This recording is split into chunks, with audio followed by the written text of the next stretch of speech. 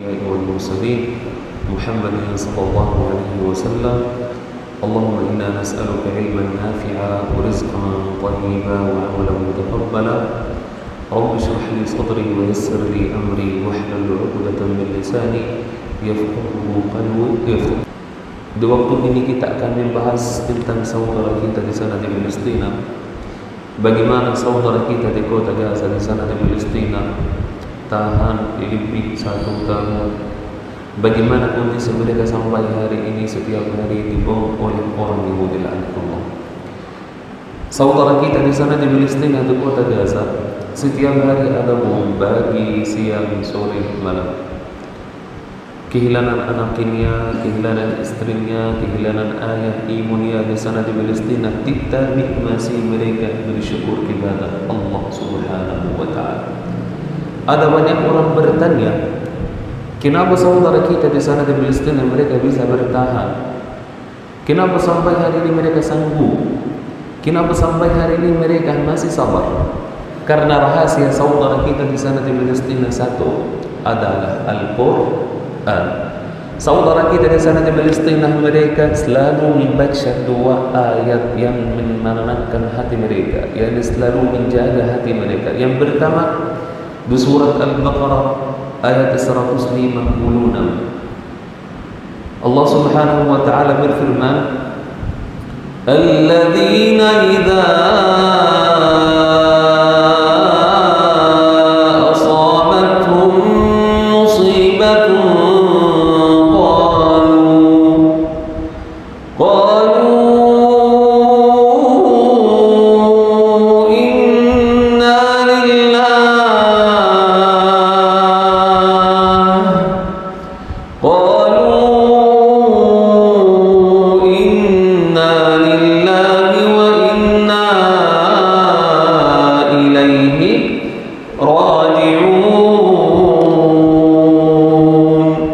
ayat yang kedua di surat Ali Imran ayat 173. Alladzina qala lahumun nasu innan nasa qad jama'u lakum fakhshawhum fazadahum imanan wa qalu hasbunallah وقالوا حسبنا الله ونعم الوكيل. Walaupun anak mereka hilang, walaupun setiap hari dibom, walaupun mereka tidak ada masjid, tidak ada sekolah, rumah mereka dibom, tempat ibadahnya dibom, semua tempat yang di sana dibom oleh orang Yahudi laknatullah. Tetapi mereka masih bilang alhamdulillah ya Allah, inna lillahi wa inna ilaihi raji'un. Saudara kita di sana di Palestina mereka hidup bersama Al-Quran. Setiap 3 hari mereka khatam Al-Quran sekali. Setiap minggu mereka khatam Al-Quran 2 kali. Setiap bulan di sana di Palestina mereka khatam Al-Quran 8 sampai 10 kali. Bahkan di bulan Ramadan saudara kita di sana di Palestina walaupun ada bom, perang, orang Yahudi, banyak orang mati syahid, tidak ada listrik, tidak ada air. Setiap bulan Ramadan saudara kita di sana di Palestina mereka khatam Al-Quran 60 kali. Di sana di Palestina mereka tidak ada alasan ya. Setiap hari mereka hidup bersama Al-Quran. Bukan ketika ada orang mati baru baca surat Yasin. Bukan hanya malam Jumat mereka membaca surat Al-Kahfi. Bukan hanya mereka dapat masalah musibah baru mereka nyusul membaca Al-Quran. Tidak. Di sana di Palestina bagaimana mereka bisa makan dan minum, mereka juga makan dan minum Al-Quran. Makan kita untuk jiwa kita, untuk makan untuk aktivitas kita, untuk kesehatan kita. Membaca Al-Quran itu untuk kalbu kita, karena Al-Quran itu adalah kalam Allah Subhanahu wa Ta'ala. Al-Quran itu makanan untuk tubuh rohani, untuk jiwa kita. Maka oleh itu saudara kita di sana di Palestina walaupun setiap hari di kurban mereka sering membaca Al-Quran. Mereka tidak dapat dari dunia apapun, hanya ibadah Allah subhanahu wa ta'ala. Ibu bapa dirahmati Allah subhanahu wa ta'ala, coba kita berbayangkan 15 bulan saudara kita di sana di Palestina, mereka tidur di pinggir jalan, di tinda-tinda di sana di Palestina. Tidak ada apapun, tapi mereka masih bilang alhamdulillah. Anak mereka kurban depan mata orang tuanya, sampai anaknya putus kepalanya, orang tuanya bilang alhamdulillah, inna lillahi wa inna ilaihi raji'un. Anak mereka kurban setiap hari sampai putus kaki mereka, tangan mereka, mereka hanya bilang inna lillahi wa inna ilaihi raji'un. Orang yang beriman ketika dapat masalah musibah langsung lisanan yakin baca Al-Quran. Saudara kita di sana di Palestina, rumah mereka hancur. Capek 50 tahun mereka bangun rumahnya. Semua berusaha mereka udah habis untuk bangun rumah mereka. Tidak sengaja hanya 1 menit dibom oleh orang Yahudi laknatullah, hancur rumah mereka. Mereka bilang alhamdulillah. Wahai ayah, wahai ibu, saudara kita di sana di Palestina, mereka tidak mati hanya akibat bom. Mereka tidak mati hanya akibat perang di sana di Palestina. Mereka di sana di Palestina mati akibat lapar dan akibat haus di sana di Palestina. Saudara kita di sana di Palestina, bukan mereka hanya hafal Al-Quran, bukan mereka hanya hafal Al-Quran saja, atau mereka dalam jiwa mereka ada Al-Quran saja, atau mereka hanya paham Al-Quran. Mereka praktikkan apa ada di dalam Al-Quran. Di sebelum ayat tadi, di ayat 155, Allah subhanahu wa ta'ala sampai di dalam Al-Quran di surat Al-Baqarah itu 1 ayat. Kalau kita baca semua ayat ini, saudara kita di sana di Palestina praktikkan. Allah subhanahu wa ta'ala yaqul, وَلَنَبْلُوَنَّكُمْ بِشَيْءٍ مِنَ الْخَوْفِ وَالْجُوعِ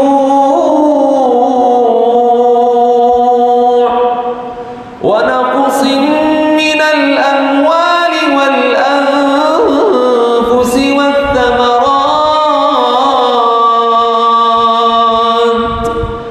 وَبَشِّرِ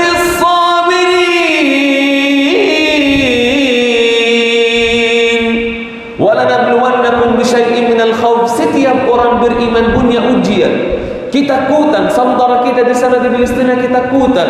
Bisyai'in minal khauf wal ju', kelaparan. Setiap hari ada orang mati akibat lapar. Minal ju' wa naqsin minal amwal, harta mereka habis. Wal anfusi wat thamarat, setiap hari ada orang mati syahid. Sampai hari ini 50.000 syahid. Wathamarat, semua rezeki mereka diambil oleh orang Yahudi laknatullah. Wa basyiris sabirin, jika mereka dapat masalah musibah ujian berkata inna lillahi wa inna ilaihi raji'un. Ibunya pegang kepala anaknya, tambah ada badan, ibunya masih bilang inna lillahi wa inna ilaihi raji'un. Ibunya lihat langsung, secara langsung, tidak hanya jauh 50 meter. Orang Yahudi putus kepala anaknya sampai darahnya becak di atas. Ibunya langsung buktinya, bersaksi ibunya. Mereka bilang alhamdulillah, inna lillahi wa inna ilaihi raji'un. Sebelum beberapa bulan yang lalu, keluarga aku juga kena bom. Kehilangan 2 orang. Yang pertama adalah adik kandung saya, yang kedua adalah abang kandung saya. Adik kandung saya masih muda, umur 20 tahun, perempuan. Beliau sudah mati syahid sampai putus kepala adik kandung saya. Yang kedua adalah abang saya. Beliau namanya Muhammad, umur 28 tahun, beliau sudah mati syahid sampai juga putus kakinya. Walaupun saya masih di kota ini, masih di Aceh juga, saya telepon dengan orang tua saya, bertanya kepada ayah saya langsung, apakah yang aku dengar betul enggak? Ayah saya berkata betul. Cuman hanya berkata 2 kata ayah saya, alhamdulillah, inna lillahi wa inna ilaihi raji'un. Saat ayah saya ambil adik dan abang dari pinggir jalan, mereka tetap 5 jalan. Setelah mereka dibom, mereka tetap di pinggir jalan 5 hari karena di sekitarnya ada orang Yahudi. Di atas ada 1 sniper. Barang siapa yang ingin membantu mereka ditimpa langsung. 5 hari mereka di pinggir jalan, pagi, siang, sore, malam, panas, hujan, mereka di pinggir jalan 5 hari. Sampai ayah saya udah ketemu mereka setelah orang Yahudi udah mundur. Orang tua saya langsung melihat adik saya tidak ada kepala, tapi mereka masih bilang alhamdulillah. Ayah saya ajarin kita Al-Quran dari umur kecil, ajak kita ke masjid, dia guru kita, beliau luar biasa. Tapi Allah ingin uji beliau dan kita agar Allah tahu apakah mereka hanya hafal Al-Quran saja atau mereka bisa amalkan dalam Al-Quran, atau mereka bisa praktikkan dalam Al-Quran atau tidak. Pasti orang tuanya benar alhamdulillah, inna lillahi wa inna ilaihi raji'un. Bagaimana dengan kita kalau anak kita sakit hanya demam atau sakit batuk? Banyak orang tuanya stres, pusing. Banyak orang tuanya enggak sanggup. Setiap malam suaminya ganti, istrinya tidur sebentar, suaminya urus anak, suaminya tidur sebentar, istrinya urusan anak. Tapi banyak orang tidak bisa berkata inna lillahi wa inna ilaihi raji'un. Kalimat inna lillahi wa inna ilaihi raji'un tidak mudah, tidak gampang. Banyak orang pikir inna lillahi wa inna ilaihi raji'un itu mudah, tidak mudah. Kapan tidak mudah? Saat kita dapat ujian, masalah atau musibah. Banyak saat kita membaca sama-sama, semua bisa membaca inna lillahi wa inna ilaihi raji'un karena kita masih tenang, aman, belum ada ujian. Tetapi kalau ada ujian, ada musibah, ada masalah, banyak orang tidak bisa membaca Al-Quran. Banyak orang tidak bisa berkata inna lillahi wa inna ilaihi raji'un. Tapi banyak bisa berkata orang pusing, stres, sakit kepala, aku capek, aku urusan sendiri. Tidak berani bisa berkata inna lillahi wa inna ilaihi raji'un. Harta dia habis, dia stres pusing. Anaknya sakit, dia stres pusing. Dia duduk di pinggir jalan, stres pusing, merokok, minum kopi, nongkrong sama teman. Kenapa? Karena punya masalah. Mau keluar dari kota, mau lari saja. Kenapa? Karena stres, capek sendiri, urusan sendiri. Padahal seluruh masalah kita yang di dunia ini hanya masih ujian tentang dunia. Pasti kalau kita membaca Al-Quran atau berkata inna lillahi wa inna ilaihi raji'un, pasti akan Allah mudahkan urusan kita. Seluruh masalah yang terjadi dengan kita setiap hari, setiap bulan, setiap tahun, solusinya ada dalam satu hal, Al-Quran. Coba kita berbayangkan kalau masuk cara akal, saudara kita lebih 15 bulan mereka tidak ada makan, tidak ada minum, mereka tidur di pinggir jalan, dibom. Mujahid di sana di Palestina, mereka tidak punya apapun, senjata tidak ada seperti orang Yahudi, tidak ada teknologi, tidak ada ekonomi, tidak ada hidup yang mantap, yang luar biasa. Tapi sampai hari ini lebih 15 bulan mujahid di sana di Palestina, mereka masih kuat, mereka masih luar biasa. Tahu kenapa? Karena dalam jiwa mereka ada Al-Quran. Mereka berjuang dengan akidah. Mereka berjuang bahwa dalam jiwa mereka ada Al-Quran. Ketika orang Yahudi datang di sana di Palestina, membunuh saudara kita di sana di Palestina, mereka tidak punya akidah. Tidak ada dalam akidah, cuma hanya mereka dapat uang orang Yahudi laknatullah. Tapi di sana di Palestina mereka berjuang karena Allah Subhanahu wa taala, tidak dapat apapun. Beda orang punya akidah, beda orang dengan punya akidah. Mereka tidak punya akidah, mereka tidak punya apapun, cuma hanya mereka dapat harta saja. Itu kondisi saudara kita di sana di Palestina. Maka oleh itu yang terjadi di sana di Palestina bukan itu ujian hanya saudara kita di sana di Palestina, tidak. Ujian itu buat seluruh umat Islam agar Allah Subhanahu wa taala melihat siapa orang yang beriman, siapa orang yang berislam, siapa orang yang mengkhianat, siapa orang yang munafik. Maka Allah Subhanahu wa taala jelas bahwa surga ini tidak mudah. Allah Subhanahu wa taala sampaikan di dalam Al-Qur'an di surat Ali Imran ayat 141 sampai 142. Waliyumahhisallahu alladhina amanu wa yamhaqal kafirin.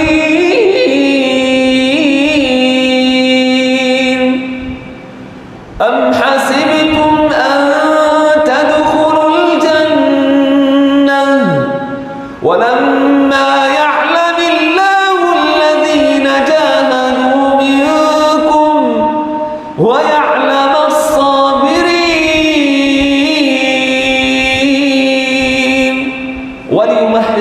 Allahu alladhina amanu, bahwa ada ujian. Wa yamhaqal kafirin, akan menghancur orang-orang Yahudi laknatullah dan orang-orang kafir laknatullah. Am hasibtum an tadkhulul jannah, apakah kamu pikir surga ini mudah? Walamma ya'lamillahu alladhina jahadu minkum, beda dengan orang yang berjuang, yang mati syahid, yang selalu mereka kurban, yang hidupan mereka untuk Allah. Anaknya mati syahid, istrinya mati syahid, ayah mati syahid, keluarga, marga besar sudah mati syahid. Am hasibtum an tadkhulul jannah, beda dengan orang yang hanya duduk, makan, minum, santai, jalan-jalan, libur akhir tahun. Maka ini itu mudah, surga ini tidak mudah. Bukan hanya biasa saja kalau kita masuk surga, maka harus orang mati syahid. Pasti akan orang berkorban, pasti akan setiap hari mati syahid, agar mereka bisa angkat nama agama Allah Subhanahu wa ta'ala. Nabi Muhammad SAW dan sahabat Nabi, mereka tidak hanya duduk berjuang, banyak orang mati syahid, banyak ada korban, banyak orang-orang diuji sampai agama Allah Subhanahu wa ta'ala sampai zaman sekarang. Maka oleh itu hidupan kita harus kita juga berjuang di jalan Allah Subhanahu wa ta'ala. Maka oleh itu ayat ini dirahmati Allah Subhanahu wa ta'ala. Masalah Palestina bukan masalah warga orang Palestina. Masalah Palestina itu adalah masalah seluruh umat Islam. Umat Islam nanti akan dihisab di hadapan Allah Subhanahu wa ta'ala. Mau bilang Allah kepada Allah Subhanahu wa ta'ala, mau jawab Allah kepada Allah Subhanahu wa ta'ala. Mohon maaf, masalah Palestina tidak selesai secara infak, gelak dana, kirim donasi buat saudara kita di sana di Palestina. Tidak. Masalah Palestina itu harus kita sebagai umat Islam angkat masalah Palestina itu masalah tentang akidah kita, tentang iman kita, tentang jiwa kita. Saudara kita di sana di Palestina dikorban karena apa? Coba kita berpikir, berbayangkan. Tidak orang Yahudi menuju ibadah negeri lain. Setiap tahun ada bom di sana di Palestina. Kenapa hanya Palestina bukan negeri lain? Kenapa mereka tujuan hanya Palestina bukan kota-kota dan negeri lain? Karena ada satu tempat, satu bangunan, satu masjid adalah Al-Masjidil Aqsa. Al-Masjidil Aqsa bukan milik orang Palestina. Al-Masjidil Aqsa milik seluruh umat Islam. Karena Al-Masjidil Aqsa itu adalah kiblat umat Islam yang pertama, yang utama. Maka kalau kita tidak berduli kepada saudara kita di sana di Palestina, siapa lagi? Kalau bukan sekarang, kapan lagi? Maka oleh itu masalah Palestina itu masalah tentang akidah kita, tentang agama kita, tentang Islam kita, tentang iman kita. Maka oleh itu harus kita berduli kepada saudara kita di sana di Palestina. Mudah-mudahan saudara kita yang di kota Gaza dijaga oleh Allah Subhanahu wa ta'ala. Semoga Allah menenangkan hati mereka. Semoga Allah lindungi saudara kita di sana di Palestina dan jaga-jaga mujahid-mujahid yang di sana di Palestina. Amin amin ya rabbal alamin. Mudah-mudahan Allah Subhanahu wa ta'ala kirim bantuan untuk warga orang Palestina menjadi mujahid-mujahid yang terbaik di dunia ini. Mudah-mudahan mereka bisa membebaskan Al-Masjidil Aqsa. Amin ya rabbal alamin. Barakallahu fikum, jazakumullah khair. Itu kita yang bisa sampaikan hari ini, mudah-mudahan bermanfaat dan mudah-mudahan kita bisa kerjakan dan amalkan dan praktikkan apa yang terjadi dengan saudara kita di sana di Palestina. Mudah-mudahan kita bisa belajar dari mereka, karena mereka adalah saudara si Islam, saudara si iman, satu tubuh, satu jasad, satu akidah, satu agama, satu Islam, satu Al-Quran. Jazakumullah khair, barakallahu fikum, billahi taufiq wal hidayah. Mohon maaf jika ada salah. Wassalamualaikum warahmatullahi wabarakatuh.